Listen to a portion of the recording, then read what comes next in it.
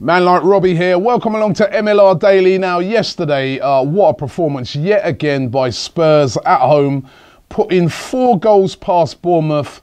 Spurs at the moment, and as an Arsenal fan, I must admit, it's kind of painful to say this, they're the real deal. They're on fire. They got a brilliant defence, unbeaten at home this season. Up front, Harry Kane, Dele Alli, even Janssen scored yesterday. I mean, they are looking the real deal. In midfield, you know, brilliant.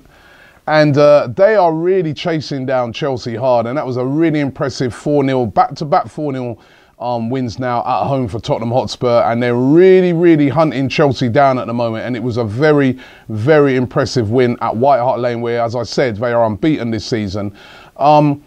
Man City as well, they also kept up the pressure, not so much to win the league, of course, but to get into that top 4. Again, a very impressive away win at Southampton. Southampton are very strong at home, but Manchester City went there and dispatched them 3-0, and a massive goal for Vincent Kompany. It was really good to see him back scoring. Really emotional goal celebration by him. You know, he's had such a hard time this season with injury. Crystal Palace, of course, they beat Arsenal 3-0 at the start of the week, and they were really on a high. They were up against Leicester. What a performance by Leicester. Remember, Leicester are coming off of the back of a Champions League game, really intense game during the week away at Atletico Madrid. They stormed into a 2-0 win. Vardy, 2-0 lead, should I say. Vardy again with another goal. He's just been on fire since Craig Shakespeare took over. But credit to Crystal Palace, the fighting spirit showed again. Cabaye and Benteke with goals to get them back in the game. And it ended up being a 2-2 draw. And Crystal Palace, for me, more or less looking safe now. Everton, it was a big game for them. Ross Barkley, he's been under so much pressure this week. First of all, there was the video that showed him getting punched by, well, not a fan, but somebody at a nightclub, knocked out, in fact.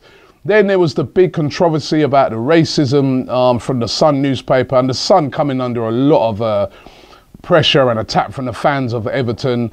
They found out before the game that Everton have indeed banned the Sun newspaper from Goodison Park. But Ross Barkley put that all behind him, put in a man-of-the-match performance as Everton won the game 3-1 against Burnley, coming from a goal down, in fact. And also Lukaku, once again, on the score sheet, the top goal scorer in the league, and yet another win, a record-breaking amount of victories now for Everton in the Premier League at home, and they are looking really formidable at the moment. Stoke, been on a very bad run recently, came up against Hull City, who were fighting for their lives, and again, an impressive win by Stoke at home, winning the game by 3-1. Hull City, you know, they really fought in the game, but ultimately it was Stoke who got over the line. Peter Crouch, the man who was the difference in the game when he came on as a substitute, and Stoke winning that one by 3-1. Sunderland, who, as I said, they really needed to win this game against West Ham. They didn't. They drew it 2-2, but you've got to say they showed a lot of fighting spirit to come back from going behind twice in the game. Shame they haven't shown that fighting spirit like over the past few months, because they really did show a bit of fighting spirit yesterday. And on another day, they should have won the game, but just not clinical enough in front of goal. The game finishing 2-2. And a very damaging defeat for Swansea away at Watford. They needed 3 points from that game. They didn't get it. And it was Watford who won the game 1-0. That's almost, you could say, certainly secures Watford in the Premier League for another season, which is a great achievement by Walter Materazzi, the manager. Although, from what everybody's, you know, we're all reading, he looks like he might get sacked, and they're even linking Ranieri with taking over from him in today's newspapers. But damaging defeat for Swansea, and it keeps them in the bottom 3. Let's take a look at the tables after yesterday's games. We'll start at the bottom, and you will see at the bottom there Sunderland on 21 points, still 9 points from safety. Middlesbrough on 24. They play tomorrow against Arsenal, of course. Got a couple of games in hand over. Swansea are on 28 points, and you see there Hull on 30, Bournemouth on 35. Moving on to the top, you can see Chelsea, who didn't play. They played today, of course, against Manchester United on 75. Tottenham, 71 points, only 4 points behind Chelsea now.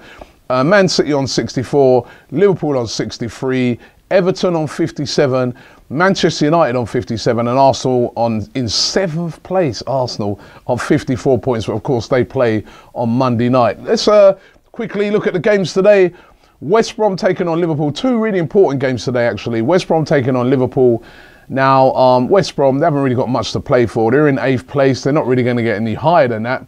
But they're a really tough team to play at the Hawthorns. Liverpool, of course, need a win, but they're without some of their key players. No Lallana, no Mane, no Henderson. It's really going to take a big performance by Liverpool today. They should win with the firepower that they got, but if they don't defend properly, as Arsenal found out when they went to the Hawthorns from set pieces, they could really get hurt by West Brom. I fancy this one being a draw. The other game is another one that's really hard to call. It's the big game of the weekend. Manchester United versus Chelsea. Jose Mourinho versus Conte.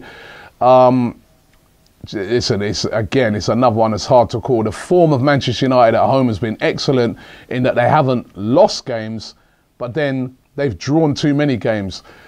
Chelsea, on the other hand, you know, they'll see that Tottenham are now starting to breathe down their neck. Only 5 points behind them. Sorry, 4 points behind them.